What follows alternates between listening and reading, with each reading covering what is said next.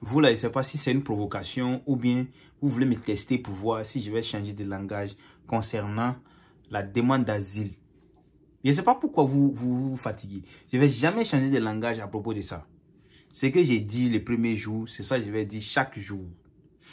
Il y a ce gars-là qui m'envoie un email bien détaillé. Et lui, je ne sais pas si il veut me donner une information, mais il veut me convaincre à propos de la demande d'asile. Je vous lis l'email. Bonjour Bideman, j'espère que tu vas bien. Je suis ta vidéo depuis un certain moment et je vois que tu te trompes sur un certain point concernant la demande d'asile. Lui me dit je me trompe sur un certain point concernant la demande d'asile. Ok.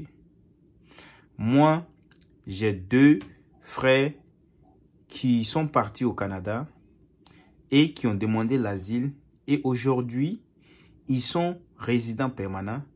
Après analyse de leur dossier, ils sont convenus que ils ont une raison valable de rester au Canada. Après analyse des dossiers, ils sont convenus qu'ils ont une raison valable de rester au Canada. Et moi, je compte faire la même chose car dans mon pays, je ne suis pas libre. Et ça, c'est une raison valable. Je ne vais pas dire le nom de son pays ici. Ok. Mais il dit que lui, il a une raison valable de venir au Canada, demander l'asile et obtenir l'asile. Ça le regarde. Ok. Je ne vais pas continuer l'email parce que de la manière il a parlé là, ça va donner l'opportunité à ceux qui sont ici, qui me traquent chaque jour à poser, qui laissent nos pays, quitter dans nos pays et tout. Ça va leur donner le poids. Tandis que ces gens de messages n'a pas lieu d'être. Ok? Jusqu'à il me démontre même comment passer pour faire l'asile et puis tu vois, à obtenir les papiers facilement. Vous abusez du système. D'abord, je dois te dire, si tes frères ont fait l'asile, ont fait une demande d'asile, maintenant, après un certain temps, ils ont étudié les dossiers et on les a donné la résidence, ça c'est leur chance. Ça ne veut pas dire que tous ceux qui ont demandé l'asile là, ça sera pareil. Je ne sais pas. Et s'il y a des vraies vérifications, ceux-là même on peut les arracher la résidence permanente, je ne sais pas. Hein, mais en tout cas, s'ils ont menti, si on se rend compte qu'ils ont menti, soit peut-être ils sont, voilà, de l'autre côté, ils sont double puces. À cause de ça, on les aime pas dans leur pays. C'est pour cela qu'ils ont pris refuge ici. Et en fonction de ça, on les a donné les papiers. Ça, c'est le problème. Mais d'abord, lorsque tu fais la demande d'asile, on te donne soit 1 an à 2 ans. 1 an à 2 ans. On te donne un permis de travail. 1 an à 2 ans.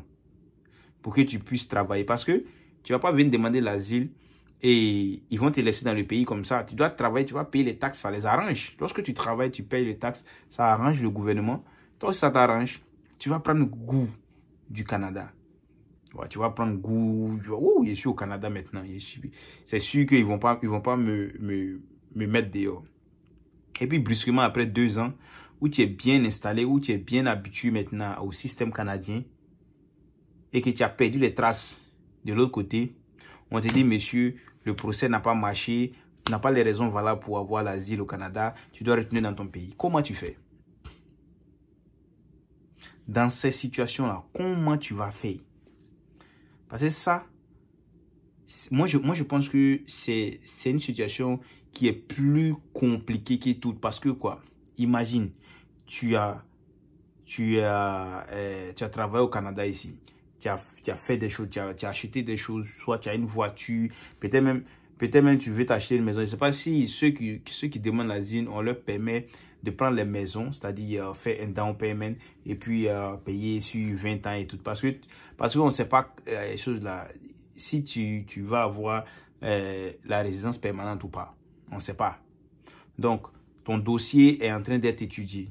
On donne 1 an ou 2 ans de permis de travail. Donc, je ne suis pas sûr que tu as l'opportunité de prendre ça là. Tu vas amasser de l'argent et tout. Après 2 ans, on te dit rentre dans ton pays. Ça, c'est pas peine perdue, ça là. C'est pas peine perdue. Mieux vaut suivre si tu veux rester au Canada, mieux vaut suivre une procédure qui est un peu longue, mais ça aboutit au même résultat. Par exemple, si tu viens, tu as des qualifications et tout, tu peux faire entrée express. Tu peux faire la demande de résidence permanente directement dans ton pays. Tu n'es pas obligé de passer par les coups bas comme ça et tout. Parce que quand tu analyses bien, l'argent que tu vas dépenser pour faire la procédure, soit pour venir en visiteur ou bien un autre visa, et puis venir caler ici, venir changer ta situation en demandeur d'asile, l'argent que tu vas prendre, je te jure que tu peux prendre ça pour faire tes dossiers pour la résidence permanente. C'est-à-dire que l'équivalence de diplôme, les tests de langue et puis la soumission, tu peux utiliser cet argent-là pour faire ça. Il y a d'autres qui ont toutes les qualifications, il y a d'autres qui ont les diplômes, ils comprennent la langue bien, mais malgré ça, ils laissent pour venir se mettre dans les pétrins. Non. Il y a d'autres qui ont master, qui ont les licences, dans des filières vraiment demandées. Mais qu'est-ce qu'ils font? Ils prennent un visa visiteur, ils arrivent ici et ils s'évadent. Après, ils vont faire demande d'asile. Demande d'asile, là, je ne sais pas si c'est $500, c'est un hôtel et tout. Tu vas faire demande d'asile. Tandis que tu pouvais rester dans ton pays tranquillement.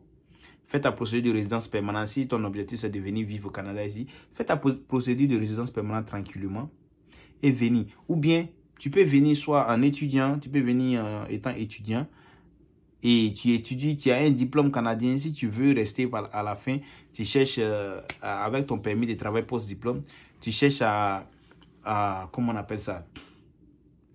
Tu cherches à changer ton statut et rester au Canada parce que tu es déjà habitué et tout. C'est mieux comme ça. Au moins, si tu as participé à quelque chose. Mais tu viens, c'est à cause des demandes d'asile que dans ces dernières années-là, le Canada est en train d'être difficile comme ça. Parce que quand le Canada imagine, quand le Canada analyse, on dépense plus, le social dépense plus sur les demandeurs d'asile, ceux qui sont dans des situations compliquées là, que par exemple ceux qui viennent en étudiant ou bien ceux qui ont autre statut de travailleurs qualifiés. Ça pèse sur le gouvernement. Donc, s'il vous plaît, arrêtez de vous conseiller ces genres de trucs-là.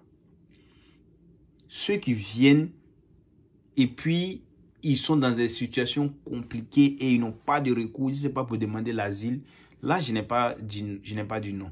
Mais si toi, ton objectif, même tu viens là, ça veut dire que tu prends un permis d'études, mais tu prends un visa visiteur, tu viens.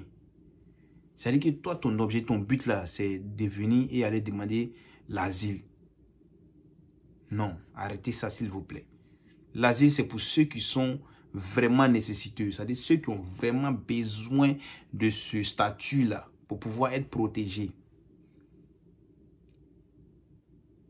C'est ça, les gens ont vraiment besoin. Il y a d'autres qui ont vraiment sérieusement besoin de ce statut-là pour être en sécurité.